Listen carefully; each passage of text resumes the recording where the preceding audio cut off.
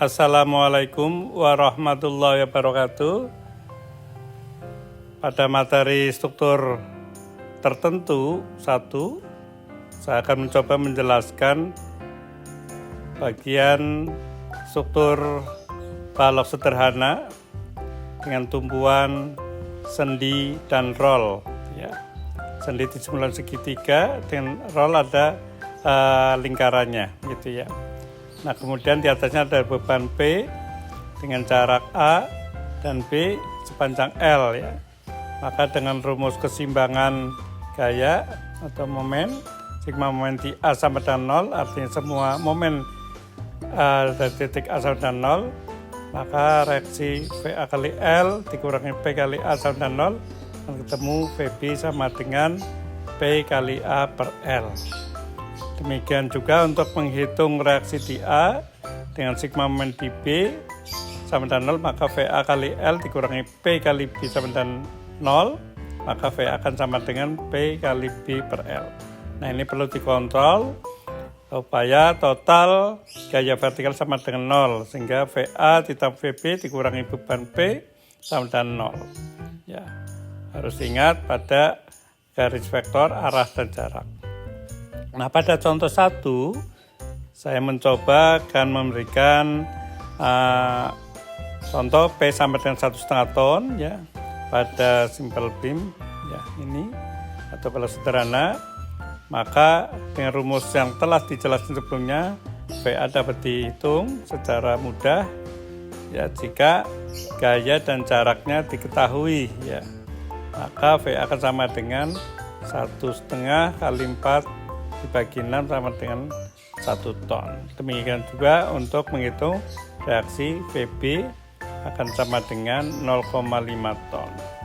Nah, ini tentunya dikontrol dulu sigma gayanya, totalnya 1,5 sama dengan P-nya. Contoh kedua, jika ada beban P ya lebih dari 1 ya dan jarak yang diketahui dengan bentangnya, maka reaksi A dan B juga dapat dihitung ya. Dan analog rumus keseimbangan momen ya di B sama dengan 0 untuk menghitung reaksi di A, vertikal di A, maka vertikal di A kali L dikurangi P1 kali B dikurangi P2 kali B2 sama dengan 0, maka VA dapat dihitung ya 4,5 dibagi 4 ya 1,125 ton.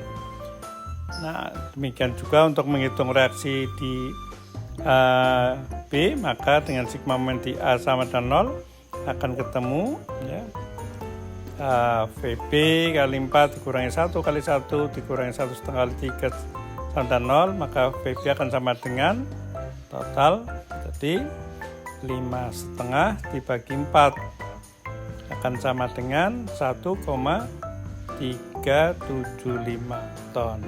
Nah, ini kalau dijumlahkan 1,125 dengan 1,375 akan sama dengan 2,5 ton yang akan sama dengan beban P1 dan beban P2. Kalau ini dikontrol sudah oke, maka selanjutnya dapat kita lanjutkan dengan menganalisis gaya batangnya. Dapat dibuat dengan cara grafis. Selanjutnya akan kita analisis gaya batang melalui metode grafis dengan cara menggambar SFD, yaitu sharing post diagram. Kita kembali untuk melihat hasil reaksi di titik A dan titik B ya pada beban terpusat di titik C.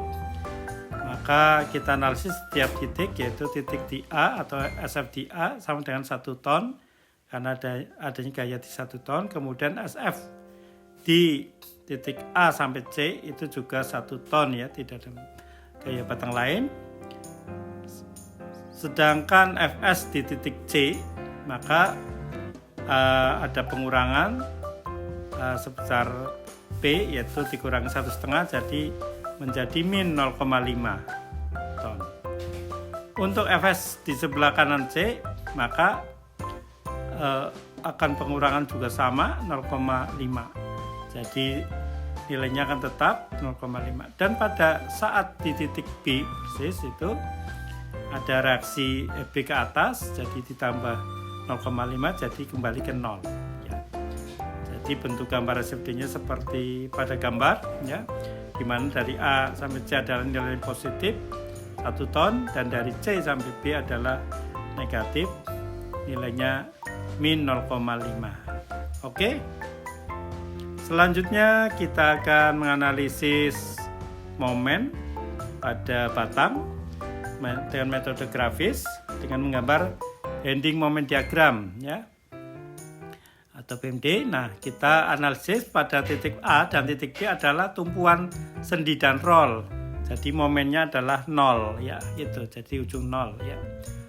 Sedangkan bending moment di titik X ya, sembarang kita ambil dari titik A sebesar X, maka momennya adalah gaya kali jarak. Ya, gayanya FA kali jaraknya X, jadi FA kali X ya. Arahnya searah jarum jam, maka Fx jika X-nya 1 sama dengan 1 kali 1 sama dengan 1. Jika X-nya sama dengan 2, maka 1 kali 2 sama 2.